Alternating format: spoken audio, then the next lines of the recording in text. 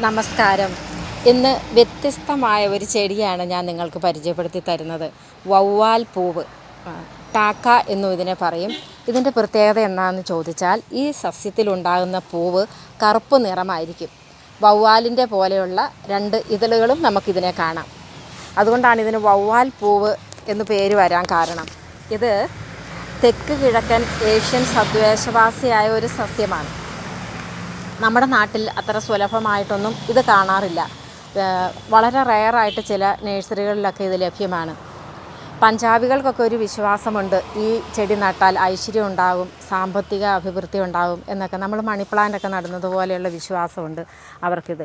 അതുകൊണ്ട് ഇവർ ഗിഫ്റ്റൊക്കെ കൊടുക്കുന്നത്, പ്രത്യേക ആവശ്യങ്ങളിലൊക്കെ ഗിഫ്റ്റ് കൊടുക്കാൻ എടുക്കുന്നത് ഈ സസ്യത്തെയാണ്. അതുപോലെ ഇവർ എല്ലാ വീട്ടിലും നടാനായിട്ട് ഇവർ ശ്രമിക്കുകയും ചെയ്യും. അപ്പോൾ നമുക്ക് നാട്ടിലിത് റെയറായിട്ടാണ് കാണുന്നത്. അപ്പോൾ ഈ സസ്യത്തെ ഇഷ്ടമുള്ളവർ, ഇത് ഇൻഡോർ പ്ലാന്റാണ്.